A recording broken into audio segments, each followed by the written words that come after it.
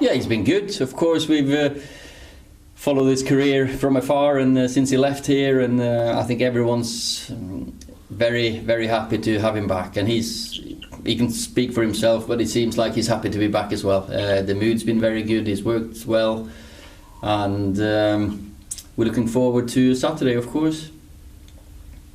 Yeah, from his interviews, it certainly sounds like he's happy to be back. He's also said that he's been putting you under some pressure to start the match this weekend. Is he ready to start in your mind, if selected, of course? Well, he's been having a good pre-season with Juventus. He's played for the national team. He's had a good week with us here, and he will definitely be on the pitch at some point, that's for sure. Simon Stone? Ole, when you spoke to us just before the international break, it was a little bit confused about whether he was going to be coming or not. How much of a lift can him being there give the rest of the squad? We know what he's achieved, but in terms of his personality and his determination and his drive, how will that help the team? I wasn't confused when I spoke to you. That was you. You were confused. I wasn't. I was quite happy at the moment, but couldn't say everything, of course. But Cristiano coming back in with just the way he's conducted himself this week as well. He's come in, and of course we know what he's achieved in his career, but he's coming here to achieve more, and he's coming here to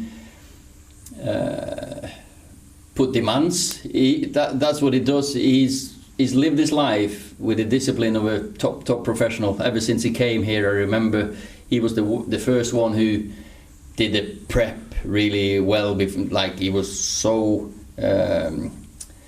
every day, then 45 minutes before training session, and we started looking at this kid doing all this before training, and he'll have the same effect now with all the players. Even though the group obviously we have grown as a group the last few years. I have to say the determination, the desire, the focus has improved all the time, and bit by bit, even like bringing Rafael in, he's come in with a winner's mentality, with an unbelievable focus. But then of course Cristiano comes in as well, and that, there's no place to hide when you got winners like them. You can't go into training and give 95% or not being focused, and that's what he demands of himself and of everyone else. So it's been great to having him in. I'm sure you'll be asked more about Cristiano, but can I ask you about Fred and the situation with the Brazilian players, and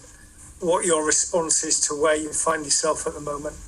No, I think it's a lose situation for everyone. National teams, players, clubs. It's been a farce, really.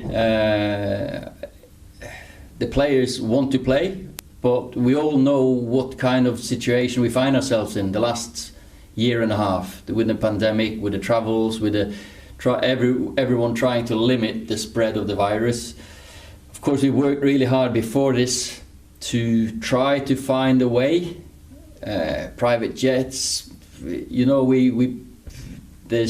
there's ways of getting them in and out, but all the decisions have gone against the players. That's for sure. They want to play for the national teams. They want to play for the clubs, and they're not allowed.